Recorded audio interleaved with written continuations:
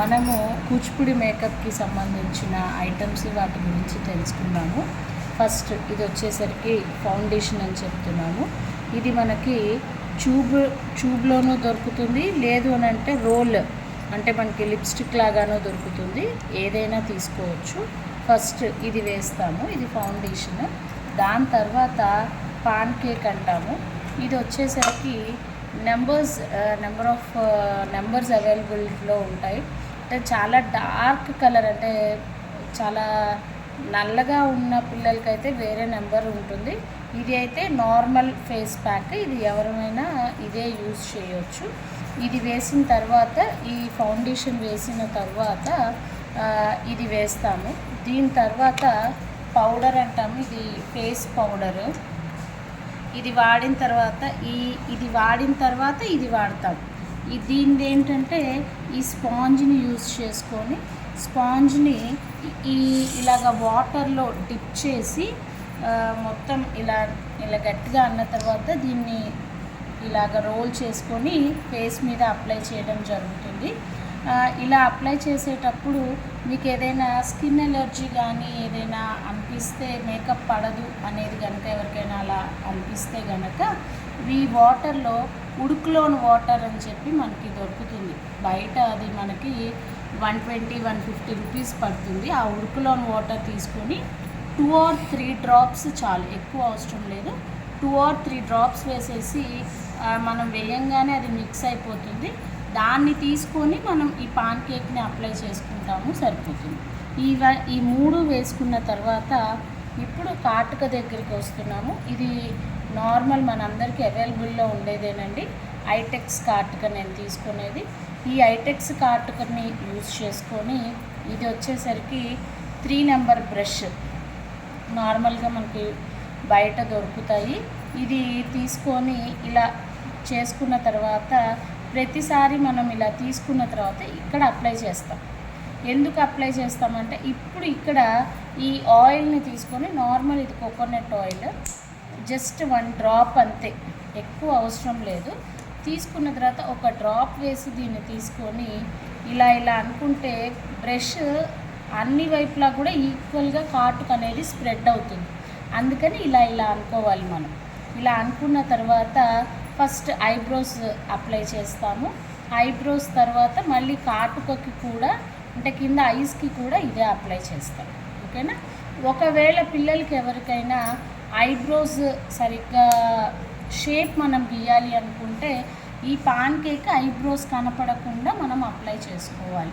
అంటే షేప్ సరిగ్గా లేదండి, మనమే ఓన్గా క్రియేట్ చేసుకోవాలి ఐబ్రో అని అంటే కనుక ఈ పాన్ కేక్ని ఐబ్రోస్ కనపడకుండా మనం అప్లై చేయాలి. ఆ తర్వాత ఈ ఐబ్రోస్ అప్లై చేస్తాము. ఐబ్రోస్ చేసిన తర్వాత ఇవి 2 కూడా ఐ షాడోస్ అని చెప్పి దొరుకుతున్నాయి మనకి. ఇది వచ్చేసరికి కవడానికి ఐ షాడోసే, కానీ మనం ఇది చిక్ పౌడర్ కింద యూజ్ చేస్తున్నాము. ఇది గోల్డ్ కలర్. ఈ గోల్డ్ కలర్ది వచ్చేసరికి ఇప్పుడు మనం ఓన్గా క్రియేట్ చేస్తున్నాము అని చెప్తున్నాం కదా ఐబ్రోస్. మనం ఐబ్రోస్ గీసిన తర్వాత మన ఒరిజినల్ ఐబ్రోస్ లైట్గా కనిపిస్తాయి. ఎంత మనం పాన్ కేక్ అప్లై చేసినా ఈ ఐబ్రోస్, మన ఒరిజినల్ ఐబ్రోస్ అనేవి కనపడుతూ ఉంటాయి. అలాంటప్పుడు ఈ బ్రష్ తీసుకొని ఇది కూడా అంతే, జస్ట్ వాటర్లో లైట్గా, చాలా లైట్గా డిప్ చేసుకొని ఇలా అంటే మనకి ఇది అప్లై, అసలు వాటర్ కూడా అవసరం లేదు. ఇది బాగానే ఉంది, వాటర్ కూడా అవసరం లేదు. ఇలా తీసుకొని అలా ఫేస్కి ఆ ఐబ్రోస్ మీద అప్లై చేస్తే సరిపోతుంది. ఇది వచ్చేసరికి ఇది దీనికి యూజ్ చేస్తాము. ఆ తర్వాత వచ్చేసరికి ఐస్ అయిపోయినాయి. ఇది వచ్చేసరికి చిక్ పౌడర్ అని అంటాము. ఫేస్ మేకప్ అంతా అయిపోయిన తర్వాత ఇది బ్లష్ పౌడర్ బ్రష్ అంటాము. ఇది ఒక్కసారి మనం ఇలా నార్మల్గా జస్ట్ చేతికి ఇలా అనేసుకొని ఇలా ఒక్కసారి రోల్ చేసి ఫేస్ మీద జస్ట్ ఊరికే టర్న్ చేస్తే చాలు. చాలా ఒత్తుగా కనుక మనం ప్రెస్ చేస్తే ఇదంతా ఎర్రగా అయిపోయి బాగోదు. జస్ట్ ఊరికే లైట్గా అప్లై చేస్తాము. ఇది దానికోసం యూజ్ చేసే బ్రష్. ఇది వచ్చేసరికి నార్మల్గా ఐబ్రోస్ షేప్ సరిగ్గా ఉందా లేదా ఊరికే జస్ట్ దువ్వడానికి అని చెప్పి బ్రష్ ఇస్తారు, కానీ మనము దీన్ని పెద్దగా ఏమీ యూజ్ చేయము. ఆ తర్వాత ఇది లిప్స్టిక్ అని చెప్తాము. లిప్స్టిక్ వచ్చేసరికి ఇది రెడ్ కలర్ లిప్స్టిక్ ఉంది. ఈ లిప్స్టిక్ని కూడా మనం ఏదైనా ఒక బ్రష్తో వేసుకోవాలి. ఈ బ్రష్ తీసుకొని లిప్కి ఇలా ఇక్కడ కూడా అంతే. కొబ్బరి నూనె వన్స్ మీరు ఒక డ్రాప్ ఆఫ్ ఆయిల్ కనుక వేసుకుంటే మనకి ఈజీ హ్యాండ్ మూమెంట్ ఉంటుంది. ఆ షేప్ని బట్టి వేసేసుకుంటాం. కొంతమందికి ఐ లైనర్ కావాలి అంటే లిప్ లైనర్ కావాలి అని అనుకుంటాము.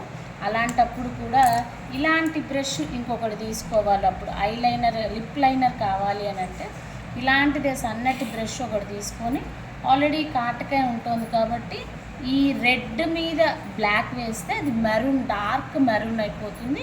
లిప్ లైనర్ కింద సరిపోతుంది. దానికోసం మళ్ళీ మనం రెడ్ కలర్ లిప్స్టిక్ కొనాల్సిన అవసరం లేదు.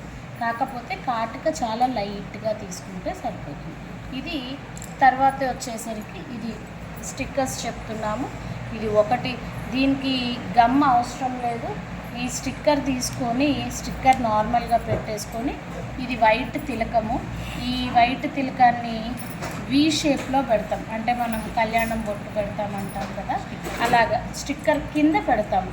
ఇది మాత్రం వాడిన తర్వాత వెంటనే ఈ కాటుకని తిలకాన్ని వాడిన తర్వాత వెంటనే టైట్గా కనుక పెట్టుకోకపోతే డ్రై అయిపోతుంది. డ్రై అయిపోతే ఇందులో మళ్ళీ అగైన్ వాటర్ పోసినా కూడా మనకు అప్లై అవ్వదు. అంటే ఒరిజినల్ థిక్గా అయితే రాదు. అందుకని ఇది ఒక్కటి జాగ్రత్తగా ఓపెన్ అండ్ క్లోజ్ అనేది జాగ్రత్తగా చేసుకోవాలి అంతే. ఇది మేకప్కి సంబంధించిన వస్తువులన్నీ ఇలా చెప్తున్నాము. ఇంకొకటి, ఇందులో నోస్ కట్ అనేది ఉంటుంది. సహజంగా మనం వాడడం లేదు. నోస్ కట్ అనేసరికి ఇదే పాన్ కేక్లో డార్క్ మెరూన్ కలర్, అంటే సుమారు ఈ కలర్ వస్తుంది. అది తీసుకొని పిల్లలకి ఎవరికైనా అంటే కొంచెం